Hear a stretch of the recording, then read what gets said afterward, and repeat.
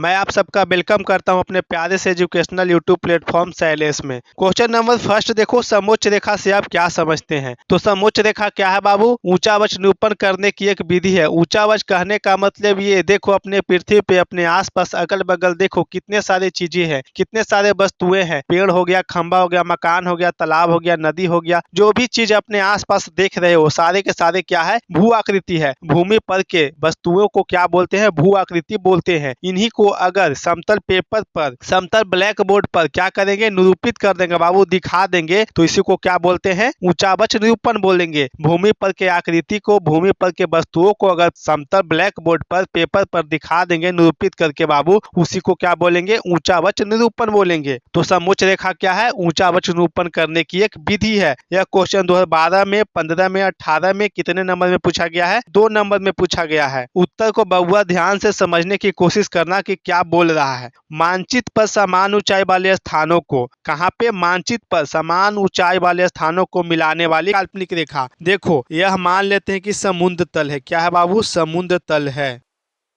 समुद्र तल है। समान ऊंचाई वाले स्थानों को मान लिया जाए कि यहाँ पे आपका घर है, यहाँ पे आपका दोस्त का घर है। इस घर का, आपका घर का ऊंचाई कितना है? समुद्र तल से 20 फीट है। आपका दोस्त का भी घर का ऊंचाई समुद्र तल से कितना है? 20 फीट है। तो परिभाषा ध्यान से पढ़ो, समान ऊंचाई वाले स्थानों को मिलाने वाली काल्पनिक रेखा। तो यहाँ पे क्या है? आपका घर का ऊंचाई 20 फीट, आपके दोस्त के घर का ऊंचाई क्या है? 20 फीट है। यहाँ पे कोई भी वस्तु भी हो सकता है बाबू, कोई भी चीज हो सकता है। तो दोनों का ऊंचाई क्या है? समुद्र तल से समान है। तो मिलाने वाली काल्पनिक रेखा, तो यहाँ पे मान लेते हैं कि काल्पनिक रेखा दोनों घरों को मिला रही है, दोनों स्थानों को मिला रही है। इन दोनों का क्या है? इन दोनों स्थानों का ऊंचाई क्या है बाबू? समान है। इसका भी 20 फीट, इसका भी 20 फीट। तो इन दोनों को मिलाने वाली काल्पनिक रेखा इन दोनों घरों को, दोनों स्थानों को क्या कर रही है? काल्पनिक रेखा मिला रही है। तो मिलाने वाली काल्पनिक रेखा को क्या बोलेंगे? समोच्च रेखा बोलेंगे। तो यह क्या हो गया? समोच्च रेखा हो गया। इन दोनों को, घरों को मिलाने वाली क्या है? काल्पनिक रेखा। तो इसी काल्पनिक रेखा को समोच्च रेखा बोलते हैं। बबुआ, दो समान ऊंचाई वाले स्थानों को मिलाने वाली काल्पनिक रेखा को क्या बोलते हैं? समोच्च रेखा बोलते हैं। और इसे मानचित्र पे बादामी रंग से दिखाया जाता है। कैसा रंग से? बादामी रंग से दिखाया जाता है। विभिन्न ऊंचाई के लिए अलग अलग समोच्च रेखाएं खींची जाती है। अब बाबू, अलग अलग ऊंचाई के लिए अलग अलग समोच्च रेखाएं खींची जाती है। मान लेते घर का ऊंचाई बहुत बड़ा है, पुल का ऊंचाई कम है, तो क्या होगा? इन दोनों पुल के लिए छोटा समोच्च रेखा खींचा जाएगा और घर के लिए बड़ा समोच्च रेखा खींचा जाएगा। विभिन्न ऊंचाई के लिए समोच्च रेखा क्या है? अलग अलग खींची जाती है। इस विधि को ऊंचा वक्ष प्रदर्शन करने की सबसे अच्छी विधि मानी जाती है। इस विधि कहने का मतलब समोच्च रेखा को ऊंचा वक्ष निरूपण करने की सबसे बेस्ट विधि मानी जाती है, अच्छी विधि मानी जाती है। सिंपल सा मतलब में समझो कि देखो, पृथ्वी पे अपने कितने सारे चीजें हैं, बहुत सारे भू आकृति है। अगर समान ऊंचाई दोनों का, समुद्र तल से दोनों का 20 फीट, 50 फीट, दोनों का ऊंचाई क्या समान है, तो उन दोनों को मानचित्र पे मिलाने वाली काल्पनिक रेखा क्या कहलाएगी? समोच्च रेखा कहलाएगी। काल्पनिक रेखा का मतलब वहाँ पे पारते नहीं है, समझ लेते हैं कि वहाँ पे एक रेखा मिला रही है इन दोनों समान ऊंचाई वाले स्थानों को। तो उन्हीं समान स्थान वाले ऊंचाइयों को मिलाने वाली काल्पनिक रेखा को क्या बोलेंगे? समोच्च रेखा बोलेंगे। क्वेश्चन नंबर 2 देखने वाले हैं बाबू, तल चिन्ह और स्थानिक ऊंचाई में अंतर स्पष्ट करें। इन दोनों के बीच क्या अंतर है, हमें बताना है। स्थानिक ऊंचाई और तल चिन्ह क्या है बाबू? ऊंचा वक्ष निरूपण करने की दो विधि है। ऊंचा वक्ष कहने का मतलब ये देखो, अपने पृथ्वी पे कितने सारे भू आकृति पाए जाते हैं, जैसे पुल, खंबा, मकान, जल, तालाब, नदी, सब ये सब वगैरह क्या है? भू आकृति है। यानी कि भूमि पे पाया जाने वाला फिगर है, वस्तुएं हैं, चीजें हैं। इनको अगर समतल सतह पर या कागज पर दर्शा देंगे बाबू, तो इसी को क्या बोलते हैं? ऊंचा वक्ष निरूपण बोलते हैं। यानी कि भू आकृतियों को समतल सतह पर, समतल ब्लैक बोर्ड पर, कागज पर निरूपित करना ही क्या कहलाता है? ऊंचा वक्ष निरूपण कहलाता है। तो तल चिन्ह और स्थानिक ऊंचाई क्या है? ऊंचा वक्ष निरूपण करने की दो विधि है। इन दोनों विधियों के बीच हमें क्या बताना है? अंतर को बताना है। यह क्वेश्चन 2016 में, 20 में पूछा गया है। कितने नंबर में बाबू? 2 नंबर में। तो इन दोनों के बीच निम्नलिखित अंतर है, यानी कि अंतर नीचे दिया गया है। देखो क्या है अंतर। एक साइड लिखेंगे बाबू तल चिन्ह और दूसरा साइड लिखेंगे स्थानिक ऊंचाई। बीच से क्या पाएंगे? एक रेखा पाएंगे और दोनों के बीच अंतर स्पष्ट करेंगे। समुद्र तल से भू आकृतियों, भू आकृति अभी बताए, पत्थर, मकान, जो भी पृथ्वी पे दिख रहे हो सारे के सारे क्या है? भू आकृति है। दीवारें, पुले, खंबे, पत्थरों, पहाड़ों के बीच मापी गई ऊंचाई को तल चिन्ह कहते हैं। समुद्र तल बोलने का मतलब ये बाबू कि समुद्र के नीचे वाला हिस्सा, समुद्र के ऊपर में पानी रहता है, समुद्र के नीचे वाला हिस्सा जहाँ पे कंकड़, पत्थर, घास वगैरह रहता है उसी को क्या बोलते हैं, समुद्र तल बोलते हैं। समुद्र के नीचे वाला हिस्सा को समुद्र तल बोलते हैं। समुद्र तल से किसी भी भू आकृति को मापी गई ऊंचाई को क्या बोलते हैं, तल चिन्ह बोलते हैं। समुद्र तल से पृथ्वी पे जितने भी चीजें हैं अगर उन सबको माप लेंगे बाबू, उनकी ऊंचाई को माप लेंगे, जैसे मैं पुल को ही माप लिए समुद्र तल से ऊंचाई पुल को, तो क्या हो गया, वह तल चिन्ह हो गया। अगर हमारा पृथ्वी पे घर है तो समुद्र तल से अपने घर की ऊंचाई को माप लिए तो वह क्या हो गया, तल चिन्ह हो गया। तो समुद्र तल से भू आकृति के बीच मापी गई ऊंचाई को क्या बोलेंगे, तल चिन्ह बोलेंगे। दूसरा, स्थानिक ऊंचाई। तल चिन्ह की सहायता से किसी विशेष स्थान की मापी गई ऊंचाई को स्थानिक ऊंचाई बोलते हैं। हम क्या करते हैं स्थानिक ऊंचाई में, तल चिन्ह के सहायता से कोई खास स्थान को माप लेते हैं, विशेष स्थान की ऊंचाई को माप लेते हैं, उसी को क्या बोलेंगे, स्थानिक ऊंचाई बोलेंगे। जैसे में देखो एग्जाम्पल में यह हो गया हमारा बाबू समुद्र तल, और समुद्र तल से यहाँ पे हो गया आपका घर जो 20 फीट है। समुद्र तल से ऊंचाई कितना है, 20 फीट है। और आपका बगल वाला पड़ोसन, आपका बगल वाला दोस्त बाबू आपसे क्या कर लिया, आपसे ऊंचा घर बना लिया। आपका दोस्त का घर है या आपका घर है, आपका घर से ऊंचा बना लिया आपका दोस्त का घर बाबू। तो समुद्र तल है और समुद्र से किसी भी स्थान की मापी गई ऊंचाई को क्या बोलते हैं, तल चिन्ह बोलते हैं। तो यह तल चिन्ह हो गया बाबू। हमारा घर कहाँ पे उपस्थित है, तल चिन्ह पर उपस्थित है। तो यह हो गया तल चिन्ह जो कितना फीट पर है, समुद्र तल से 20 फीट पर है। और आपका दोस्त का घर बना लिया 5 फीट ऊंचा है आपसे, यह बाबू आपसे 5 फीट ऊंचा बना लिया घर। आपका दोस्त का घर क्या होगा, विशेष स्थान हो गया। इस विशेष स्थान की को अगर समुद्र तल से ऊंचाई माप लेंगे तल चिन्ह की सहायता से बाबू, तो यही क्या हो गया, स्थानिक ऊंचाई हो गया। अगर हम समुद्र तल से इसको मापने जाएंगे आपके दोस्त के घर का, तो क्या होगा, मेहनत ज़्यादा लगेगा, रुपया पैसा ज़्यादा खर्च लगेगा। तो क्यों ना यहाँ पे हमारा घर नापा हुआ है समुद्र तल से 20 फीट और आपका घर, आपका दोस्त का घर 5 फीट ऊंचा बना लिया है, तो इन दोनों को जोड़ लेंगे तो किसी खास स्थान की ऊंचाई निकल जाएगा। तो 20 फीट हो गया हमारा घर, हमारा दोस्त का घर हो गया 5 फीट, तो इन दोनों के बीच की ऊंचाई क्या हो गया बाबू, 25 फीट। इन दोनों को जोड़ दिए तो इन दोनों के बीच की ऊंचाई क्या हो गया, 25 फीट। कोई खास स्थान की समुद्र तल से हम ऊंचाई निकाल लिए तो यही क्या हो गया, स्थानिक ऊंचाई हो गया। परिभाषा में बोल रहा है कि तल चिन्ह की सहायता से, तो तल चिन्ह हम कहाँ पे 20 फीट है, इसकी सहायता लिए हैं, इसकी सहायता से किसी विशेष स्थान की ऊंचाई को माप लिए, तो यही क्या कहला गया, स्थानिक ऊंचाई कहला गया। अगला अंतर क्या है, देखो दूसरा, इसे फीट या मीटर में प्रदर्शित किया जाता है। मानचित्र पर बाबू इसको क्या करते हैं, फीट या मीटर में प्रदर्शित करते हैं। तल चिन्ह को फीट या मीटर में बताते हैं। इस विधि में बिंदुओं के द्वारा मतलब बोले तो कोई खास स्थान हो गया, बिंदु किस चीज का प्रदर्शित यहाँ पे कर रहा है, कोई खास स्थान हो गया, जगह हो गया, चीज हो गया। बिंदुओं के द्वारा मानचित्र में विभिन्न स्थानों की ऊंचाई को लिख दिया जाता है, विभिन्न स्थानों की ऊंचाई को लिख दिया जाता है। तल चिन्ह मान लो कि यह हो गया, तल चिन्ह यह हो गया, यह हो गया समुद्र तल, और यहाँ से किसी स्थान के विशेष की बिंदुओं के द्वारा इतना ऊंचा हो गया, इतना ऊंचा हो गया, इतना ऊंचा हो गया, इतना ऊंचा हो गया। इन बिंदुओं के द्वारा किसी भी स्थान की ऊंचाई को बाबू संख्या में लिख दिया जाता है, यानी कि 20 फीट, 5 फीट, कहाँ पे लिख दिया जाता है, मानचित्र में लिख दिया जाता है। क्वेश्चन नंबर 3 देख पढ़ने वाले हैं, क्या पर्वतीय छायाकरण विधि का वर्णन करें। पर्वतीय छायाकरण विधि से आप क्या समझते हैं, ऐसे भी आपसे क्वेश्चन पूछ सकता है। पर ये क्या है बाबू, यह ऊंचावच निरूपण करने की एक विधि है। ऊंचावच हम बताए थे पिछले वीडियो में, क्या बताए थे, भू आकृतियों को क्या करना, समतल ब्लैक बोर्ड पर या कागज पर दिखा देना ही क्या कहलाता है, ऊंचावच निरूपण कहलाता है। जैसे में भूमि पे कितने भू आकृति है, पेड़, खंभा, मकान है, इसको क्या बना, कागज पर या समतल ब्लैक बोर्ड पर दिखा देना, पेपर पर दिखा देना ही ऊंचावच निरूपण कहलाता है। ऊंचावच निरूपण की यह एक विधि है, क्या, पर्वतीय छायाकरण विधि। इसके बारे में हमें पढ़ना है, इसके बारे में वर्णन करना है। यह क्वेश्चन 2016 में पूछा है, कितने नंबर में, 4 नंबर में बाबूआ। उत्तर में देखो, ऊंचावच प्रदर्शन की वह विधि, ऊंचावच प्रदर्शन करने की वह विधि बाबू जिसमें भू आकृतियों को उत्तर पश्चिम के कोने पर से प्रकाश पड़ने की कल्पना करते हैं। इसके कारण अंधेरे में पड़ने वाला हिस्सा अधिक ढाल को दिखाता तथा अधिक ढाल को मानचित्र में गहरी आभा से भर देते हैं। पहले तो आप ये समझो कि मानचित्र में, यानी कि मानचित्र का मतलब नक्शा, नक्शा में उत्तर पश्चिम और दक्षिण कहाँ पे होता है, कि कहाँ कैसे दिखाया जाता है। तो मैप में बाबू, यानी कि नक्शा में क्या, ऊपर में क्या रहता है, ऊपर में उत्तर रहेगा, आपको उत्तर दिखेगा। नीचे में क्या दिखेगा, दक्षिण दिखेगा। राइट में क्या दिखेगा, पूरब दिखेगा बाबू, राइट साइड पूरब होता है, इस साइड क्या होता है, पश्चिम होता है। तो परिभाषा क्या लिखा था, ऊंचावच निरूपण करने की वह विधि जिसमें भू आकृतियों पर, तो मान लेते हैं कोई भी भू आकृति होता है, जैसे पेड़ हो गया, नदी हो गया, तालाब हो गया, मकान हो गया, खंभा से सारे के सारे क्या है, भू आकृति है। किसी भी भू आकृति पर ऊपर से प्रकाश पड़ने की कल्पना करते हैं। कहाँ से? ऊपर से, यानी कि उत्तर पश्चिम के कोने पर से। तो उत्तर पश्चिम के कोना क्या हो गया बाबू? यहाँ पर हो गया। यहाँ पे प्रकाश है, यहाँ पे टॉर्च है, यहाँ पे देखो, यहाँ पे टॉर्च पड़ने की कल्पना करते हैं किसी भी भू आकृति पर। भू आकृति जैसे में आप किताब ही ले लीजिए, तो यहाँ पे मान लेते हैं कि किताब है बाबू। यहाँ पे कोने पर से प्रकाश पड़ने की कल्पना की जा रही है, यहाँ पे प्रकाश पड़ रही है, कुछ इस तरह से बाबू प्रकाश पड़ रही है। ध्यान से हमारी बातों को सुनना और समझने की कोशिश करना बाबू, डरना नहीं। उत्तर पश्चिम के कोने पर से किसी भी भू आकृति पर, हम मान लेते हैं कि भू आकृति क्या है? किताब है। किताब पर उत्तर पश्चिम के कोने पर से प्रकाश पड़ रहा है। प्रकाश पड़ रहा है तो बाबू ऊपर से पड़ेगा तो ऊपर वाला भाग क्या होगा? चमकीला दिखाई पड़ेगा, उजला उजला दिखाई पड़ेगा। और जहाँ पे लाइट नहीं पड़ेगा बाबू, वहाँ पे क्या बनेगा? छाया बनेगा। तो ऊपर वाला भाग मानचित्र में कम ढाल को दर्शाता है और इसको क्या करते हैं? हल्की आभा से भर देते हैं, यानी कि हल्का रंग से भर देते हैं। जबकि अगर यहाँ से लाइट पड़ेगा तो ऊपर में उजला दिखाई पड़ेगा ना, ऊपर से आज एक साइड क्या रहेगा? छाया बन जाएगा, यानी कि अंधेरा हो जाएगा। वह मानचित्र में किस चीज़ को दिखाता है?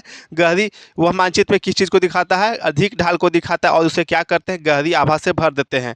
इसमें बाबू पर्वतीय छायाकरण विधि में किसी भी भू आकृतियों को दिखा सकते हैं मानचित्र में। कहाँ इससे दिखा सकते हैं? उत्तर पश्चिम के कोने के ऊपर से प्रकाश मारेंगे, टॉर्च मारेंगे, तो कोई भी वस्तु के ऊपर वाला भाग चमकीला रहेगा और एक तरफ जहाँ पे प्रकाश नहीं पड़ेगा वहाँ पे क्या बनेगा? छाया बनेगा। तो छाया वाला भाग बाबू मानचित्र में अधिक ढाल को दिखाता है, यानी कि उसको गहरा रंग से भर देते हैं, गहरा कलर कर देते हैं। ऊपर वाला भाग जहाँ पे उजला उजला दिखाई पड़ा हुआ मानचित्र में कम ढाल को बाबू हल्का रंग से भर देते हैं, कम आभा से भर देते हैं। तो यहाँ पे परिभाषा में यही बोल रहा है, क्या देखो, उच्चावच प्रदर्शन की वह विधि जिसमें भू आकृतियों पर उत्तर पश्चिम के कोने से प्रकाश पड़ने की कल्पना करते हैं। मान लेते हैं बाबू की किताब ही हमारे पास वस्तु है, उत्तर और पश्चिम के ऊपर से कोना से प्रकाश मार रहे हैं, लाइट मार रहे हैं, तो क्या होगा? एक तरफ उजला दिखाई पड़ेगा, एक तरफ अंधेरा बनेगा। जहाँ पे लाइट नहीं पड़ेगा वहाँ पे अंधेरा दिखाई पड़ेगा। इसके कारण अंधेरे में पड़ने वाला हिस्सा अधिक ढाल को दिखाता है। जहाँ पे लाइट नहीं पड़ेगा बाबू, वहाँ पे अंधेरा रहेगा, तो वह किस चीज़ को दिखाएगा? मानचित्र में अधिक ढाल को दिखाएगा, तथा अधिक ढाल को मानचित्र में गहरी आभा से भर देते हैं, यानी कि गहरा कलर से भर देते हैं। जबकि प्रकाश में पड़ने वाला हिस्सा कम ढाल को प्रकट करता है और प्रकाश वाला ऊपर वाला भाग उजला उजला दिखाई पड़ेगा बाबू। लाइट पड़ेगा तो वह क्या करेगा? मानचित्र में कम ढाल को दिखाएगा, तथा इसको मानचित्र में दिखाने के लिए हल्की आभा से भर देते हैं। और मानचित्र में किस प्रकार से दिखाते हैं बाबू? कम रंग से दिखाते हैं, हल्का रंग भरते हैं। इस विधि से पर्वतीय क्षेत्रों में उच्चावच को प्रभावशाली ढंग से दिखाना संभव होता है। पर्वतीय क्षेत्र बोलने का मतलब बाबू अपना गांव है, तो गांव का किस चीज़ का इलाका है? इंसानों का इलाका है। तो पर्वतीय क्षेत्र का मतलब बोल दिए कि जहाँ पे खाली पर्वत ही पर्वत हो, पहाड़ ही पहाड़ हो, उसी को क्या बोलेंगे? पर्वतीय क्षेत्र। अगर जहाँ पे पहाड़ ही पहाड़ है वहाँ पे क्या करते हैं? उच्चावच को प्रभावशाली ढंग से दिखाना संभव होता है। अच्छे से उच्चावच कर पाते हैं बाबू पर्वतीय छायाकरण विधि से, अच्छे से पर्वतों को दिखा पाते हैं जहाँ पे खाली पर्वत ही पर्वत होता है। जहाँ पे तो यही बोल रहा है इस विधि से पर्वतीय क्षेत्रों का जहाँ पे खाली पहाड़ ही पहाड़ हो, ऊंचावच को प्रभावशाली ढंग से दिखाना संभव होता है। उसको अच्छे तरीका से हम मानचित्र पे दिखा सकते हैं। किस कौन सी विधि से? पर्वतीय छायाकरण विधि से। पे क्वेश्चन नंबर 4 है बाबू, समोच्च रेखा क्या है? समोच्च रेखा से आप क्या समझते हैं?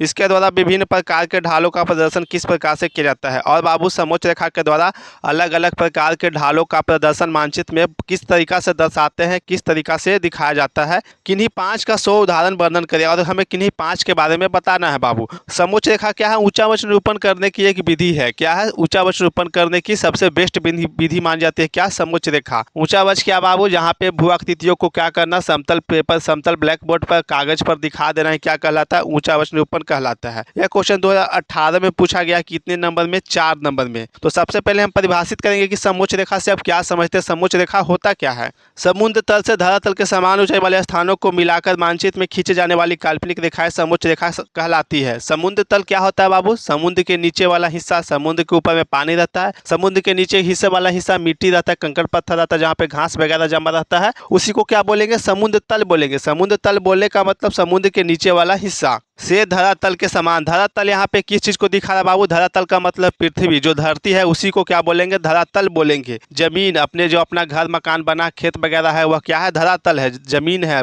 भूमि है, उसी को क्या बोलेंगे? धरातल बोलेंगे। के समान ऊंचाई वाले स्थानों को मिलाकर मानचित्र में खींचे जाने वाली काल्पनिक रेखाएं क्या कहलाती है? समोच्च रेखा कहलाती है। समुद्र तल से किसी भी भू आकृति को समान ऊंचाई वाले 2 समान ऊंचाई स्थान पर बाबू कोई भी घर बना है, एक हमारा घर बना है, एक अपने दोस्त का घर बना है। दोनों का क्या है, समान ऊंचाई है। घरों का ऊंचाई क्या है, समुद्र तल से समान है, 50-50 फीट है। तो क्या होगा, उनकी बीच की दूरी को क्या बोलेंगे, समुच्च रेखा बोलेंगे। जैसे मैं देखो, आप एग्जाम्पल से समझो। यह हो गया बाबू अपना समुद्र तल। क्या है, समुद्र तल है। इस यहाँ पे हमारा घर है, यहाँ पे हमारा दोस्त का घर है। इसकी ऊंचाई भी बाबू 20 फीट है, और इसकी ऊंचाई, हमारा दोस्त का घर का भी ऊंचाई 20 फीट है। दो भू आकृति है, ऐसे समझो। दो भू आकृति है, दोनों भू आकृति का ऊंचाई समुद्र तल से कितना है, 20-20 फीट है। तो इनको मिलाने वाली काल्पनिक रेखा, मानचित्र पर इनको मिलाने वाली काल्पनिक रेखा क्या कहलाती है, समोच्च रेखा कहलाती है।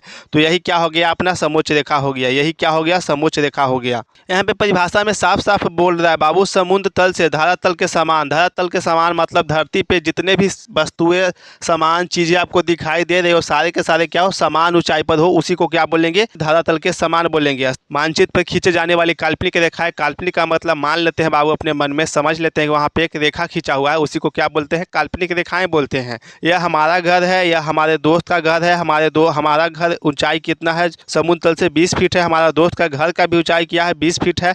दोनों को अगर मानचित्र में मिलाने वाली काल्पनिक रेखा को क्या बोलते हैं, समोच्च रेखा बोलते हैं। दो भू आकृतियों को समुद्र तल से अगर ऊंचाई उसकी समान है तो उसी को क्या बोलेंगे, उसको उनके बीच मिलाने वाली काल्पनिक रेखा को क्या बोलेंगे, समोच्च रेखाएं बोलेंगे। आपको समझ में आ गया होगा कि समोच्च रेखा होता क्या है।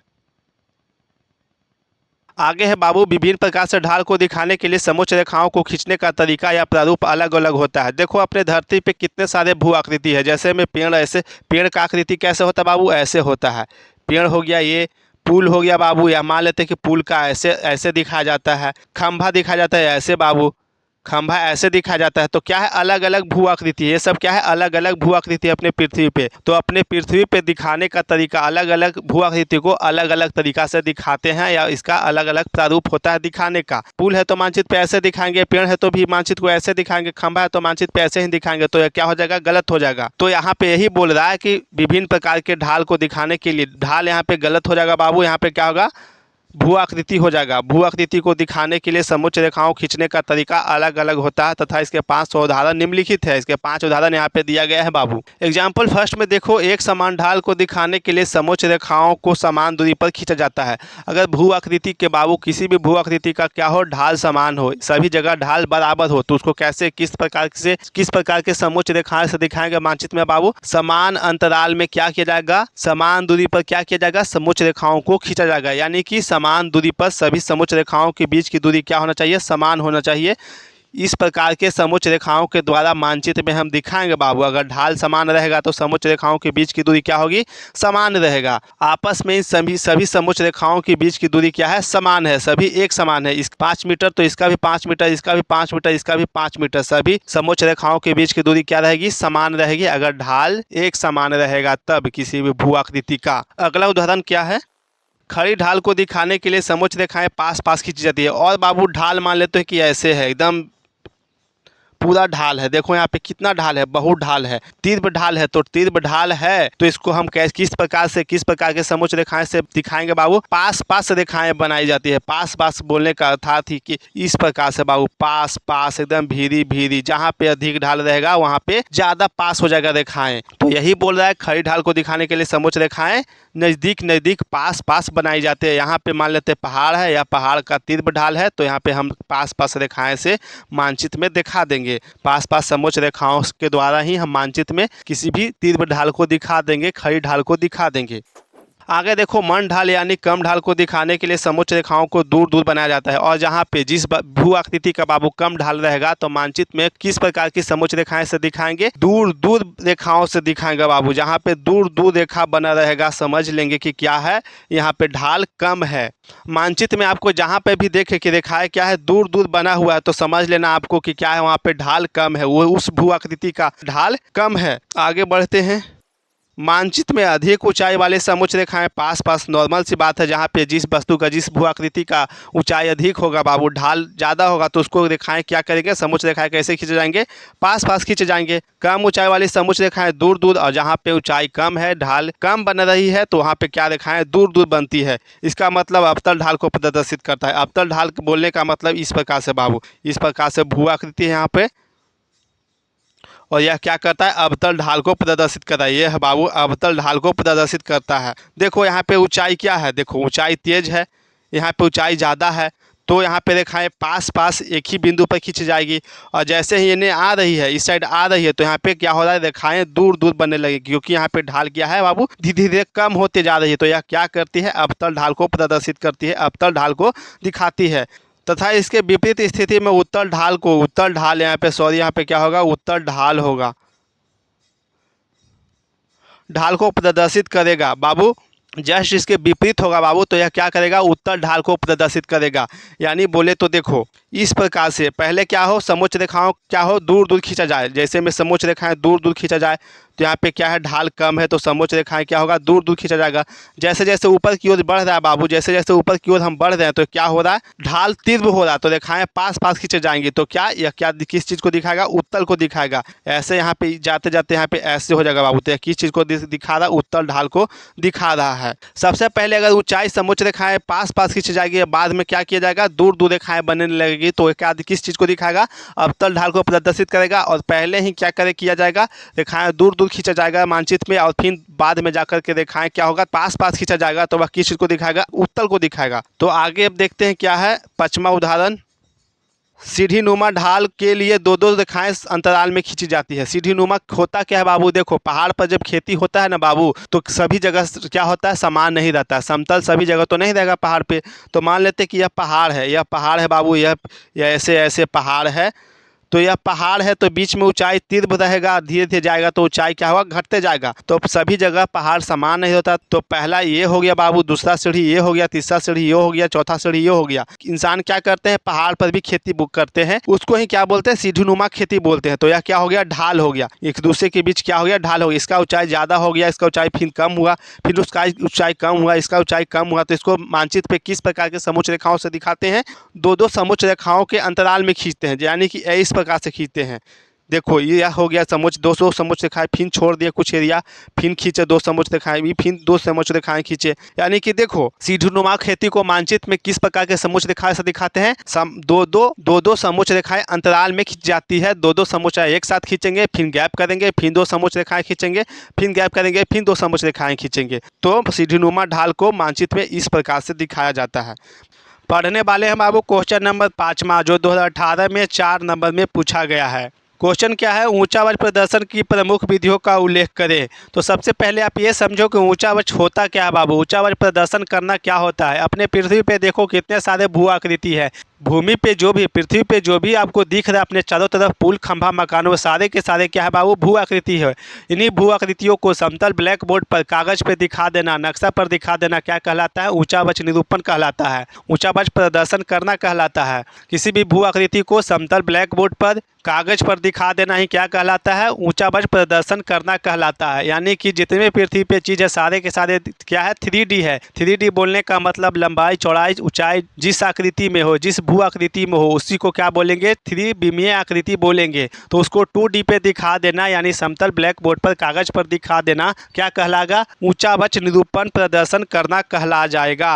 अपने पृथ्वी पे विभिन्न प्रकार के भू आकृति है बाबू, इन्हीं भू आकृतियों को क्या करते हैं, विभिन्न विधियों द्वारा क्या करते हैं, ऊंचा वक्र निरूपण करते हैं। तो क्या करते हैं, विभिन्न प्रकार के विधियों द्वारा ऊंचा वक्र निरूपण करते हैं भू आकृतियों को। तो इसी के बारे में पढ़ेंगे कि ऊंचा वक्र निरूपण करने की कितने सारी विधियां हैं। चलो स्टार्ट करते हैं। ऊंचा वक्र प्रदर्शन की निम्नलिखित विधियां हैं, यानी कि विधियां क्या किया गया है, नीचे दिया गया है, एक एक करके पढ़ेंगे बाबू ऊंचा वक्र निरूपण करने की विधि के बारे में। पहला आता है हैसुद विधि। हैसुद विधि क्या होता है, आप हमारी बातों को सुनिए और समझने की कोशिश करिए। हैसुद विधि का विकास निर्माण ऑस्ट्रेलिया के कौन थे, सैन्य अधिकारी थे जिनका नाम क्या था, लेहमान। उन्होंने ही क्या किया था, हैसुद विधि का विकास किया था। उन्होंने कहा था हैसुद विधि के द्वारा छोटे महीन एवं खंडित का मतलब टुकड़ा टुकड़ा किया गया रेखा में किसी चीज को दिखाते हैं। तो कौन सी चीज को हैसुद विधि द्वारा दिखाते हैं, तो ढाल को दिखाते हैं, यानी पानी बहने की दिशा को दिखाते हैं। तो किस प्रकार से दिखाते हैं, जहाँ पे ढाल अधिक रहेगा बाबू,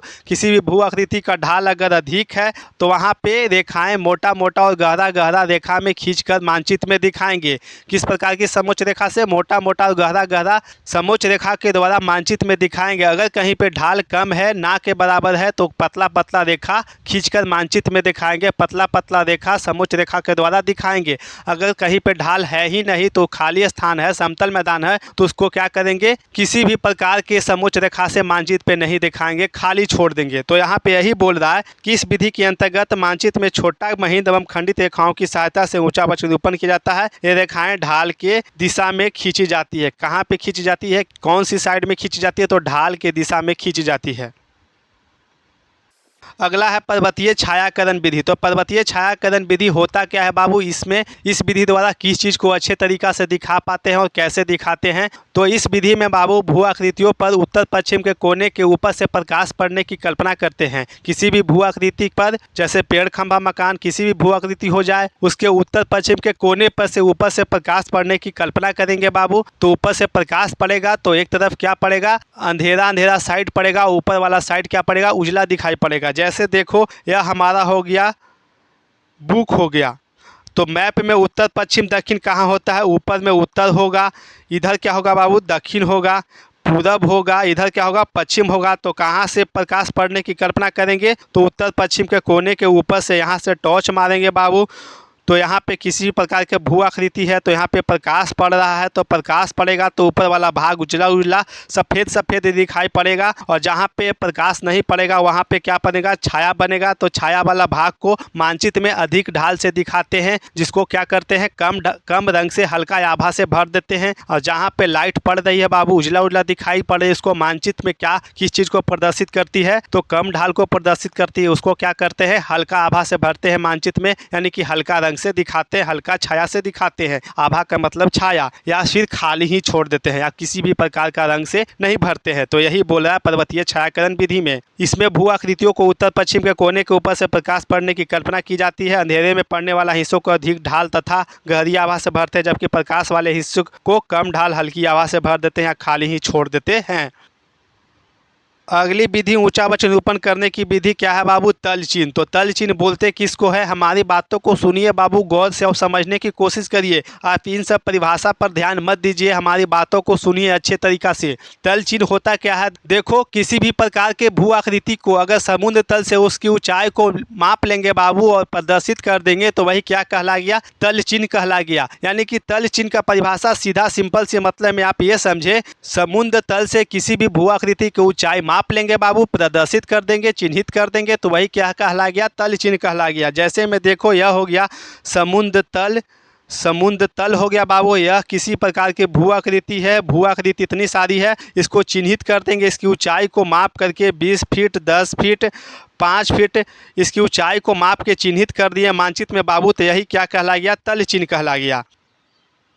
अगला है स्थानिक ऊंचाई। स्थानिक ऊंचाई क्या होता है, तो तल चिन्ह की सहायता से किसी स्थान विशेष की ऊंचाई को माप लेंगे तो वही क्या कहलाएगा, स्थानिक ऊंचाई कहलाएगा। हमें यहाँ पे क्या करना है, तल चिन्ह की सहायता से किसी स्थान को माप लेना है, किसी स्थान की ऊंचाई को माप लेना है, किसी विशेष स्थान। जैसे में हमारा घर हमारे लिए विशेष स्थान हो गया, तो समुद्र तल ये हो गया बाबू, यह हो गया समुद्र तल, यह हो गया हमारा घर जो 20 फीट है समुद्र तल से ऊंचाई। यानी कि हमारा घर कहाँ पे उपस्थित है, तल चिन्ह पे उपस्थित है। और हमारा घर हमारा गोतिया, हमारा दोस्त, हमारा पड़ोसन क्या किया, हमसे घर ऊंचा बना लिया और बोला कि देखो शैलेश हम तुमसे घर ऊंचा बना लिए, और बहुत इगरा रहा है, घर ऊंचा बन के इतरा रहा है। कुछ दिन बाद आया और बोला शैलेश देखो ना तुमसे घर ऊंचा बना लिए, लेकिन समुद्र तल से हम अपने घर की ऊंचाई को मापने में बहुत दिक्कत हो रहा है, परेशानी हो रहा है, बहुत पैसा खर्चा हो रहा है, हम क्या करें। तो हम उसको एक उपाय बताएं कि देखो हमारा घर समुद्र तल से मापा हुआ है, कितना फीट पर है, 20 फीट पर है। तो यह क्या हो गया, 20 फीट पे बाबू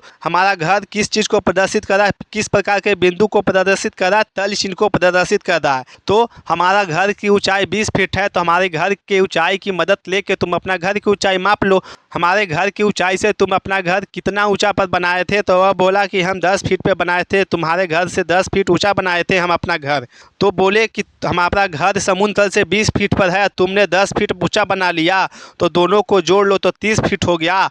तो समुद्र तल से ये किसी खास जगह, किसी स्थान जगह की ऊंचाई कितना हो गया, 30 फीट हो गया। तो यही क्या कहला गया बाबू, स्थानिक ऊंचाई कहला गया। यह 20 फीट पर क्या है बाबू, तल चिन्ह है। तो तल चिन्ह की सहायता लिए किसी खास विशेष स्थान की ऊंचाई को माप लिए समुद्र तल से, तो इसकी बीच की ऊंचाई को क्या बोलेंगे, स्थानिक ऊंचाई बोलेंगे। हम मदद किसकी लेंगे, तल चिन्ह की सहायता से लेंगे किसी स्थान को मापने में, वही क्या कहलाएगा, स्थानिक ऊंचाई कहलाएगा।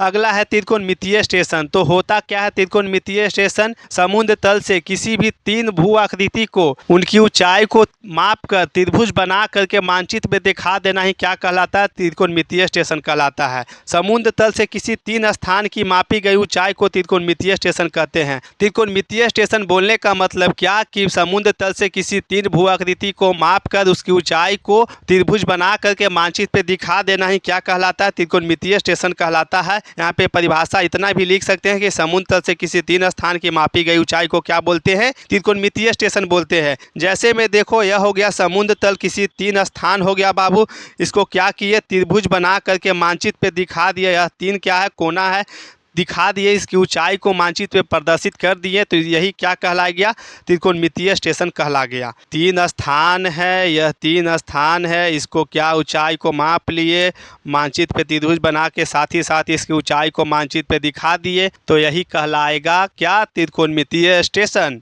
अगला अस्तरंजन है। अस्तरंजन बोलने का मतलब बाबू विभिन्न भू आकृतियों को मानचित्र पर अलग अलग रंगों के द्वारा दिखाना ही क्या कहलाता है, अस्तरंजन कहलाता है। अपने पृथ्वी पे विभिन्न प्रकार के भू आकृति पाई जाती है, जैसे खंभा, पुल, मकान, ये सब क्या है, अलग अलग भू आकृति है। तो सभी भू आकृति को अगर मानचित्र में एक ही कलर से, एक ही रंग से दिखा देंगे बाबू, तो पहचानने में भी दिक्कत हो जाएगा कि कौन मकान है, कौन खंभा है, कौन पुल है, नहीं पहचान पाएंगे अच्छे तरीके से। तो क्या करते हैं, विभिन्न भू आकृति को मानचित्र पे अलग अलग रंगों द्वारा दिखाते हैं, तो इसी को क्या बोलते हैं, अस्तरंजन बोलते हैं। जैसे में समुद्र को या जल को नीले रंग से दिखाते हैं, पर्वत को बादामी रंग से दिखाते हैं, बर्फीले क्षेत्र को उजले रंग से दिखाते हैं। सभी चीज को दिखाने का तरीका अलग अलग होता है। अगला आता है समोच्च रेखाएं। समोच्च रेखाएं होती क्या है, आपको बताए थे बाबू पिछले वीडियो में कि समोच्च रेखाएं क्या होती है। आपने अगर ध्यान से पढ़ा होगा तो आप अच्छे से समझ लेंगे, बेहतरीन तरीका से आपको याद हो जाएगा। समुद्र तल से समान धरातल की ऊंचाई को अगर काल्पनिक रेखा से मानचित्र पर दिखा देंगे बाबू, तो यही क्या कहलाता है, समोच्च रेखाएं कहलाती है। अगर 2 भू आकृति की ऊंचाई अगर समुद्र तल से समान है बाबू, तो मानचित्र पे मिलाने वाली काल्पनिक रेखा उन दोनों भू आकृति को मानचित्र पे मिलाने वाली काल्पनिक रेखा क्या कहलाती है, समोच्च रेखाएं कहलाती है। जैसे में देखो यह हो गया बाबू अपना क्या, समुद्र तल। समुद्र तल हो गया, 2 आकृति है, यह हमारा घर हो गया, हमारा दोस्त का घर हो गया। 2 भू आकृति है, या मान लो खंभा भी हो सकता है। 2 भू आकृति है बाबू, दोनों भू आकृति की ऊंचाई क्या है, समान है, 30-30 फीट पर है। परिभाषा को एक बार और बेहतरीन तरीका से पढ़ो। समोच्च रेखाएं भूतल पर समुद्र तल से, समोच्च रेखाएं क्या, भूतल पर समुद्र तल से एक समान ऊंचाई वाले स्थानों को, तो यह दोनों स्थान क्या है, एक समान है, 30-30 फीट है। समुद्र तल से स्थानों को मिलाकर मानचित्र पर खींचे जाने वाली काल्पनिक रेखाएं समोच्च रेखाएं बोलते हैं। इन्हीं को अगर बाबू मानचित्र पर बाबू काल्पनिक रेखाओं के द्वारा इन दोनों भू आकृतियों को मिला देंगे, तो यही क्या कहला गया, समोच्च रेखा कहला गया। सीधा सिंपल सी हमारी बातों को सुनो। जैसे में 2 भू आकृति है या इससे अधिक भू आकृति है, तो समुद्र तल से सभी भू आकृति की ऊंचाई को माप लेंगे। अगर सभी भू आकृति की ऊंचाई समान है, तो मानचित्र पे इनके बीच मिलाने वाली काल्पनिक रेखा क्या कहलाती है, समोच्च रेखा कहलाती है। तो बाबू यहाँ पे वीडियो समाप्त हो गया। यह क्वेश्चन 2018 में 4 नंबर में पूछा गया था। जितना भी क्वेश्चन दिया गया था क्वेश्चन बैंक में बाबू, जितना 2011 से पूछा गया क्वेश्चन 2025 तक, सारे के सारे क्वेश्चन आपको करा चुके हैं। आप नहीं देखे हैं वीडियो तो जाइए प्लेलिस्ट में, ज्योग्राफी क्वेश्चन बैंक करके आपको प्लेलिस्ट मिल जाएगा। वहाँ पे जितना भी क्वेश्चन पूछा गया है ज्योग्राफी से, सारा का सारा वीडियो डाला हुआ है।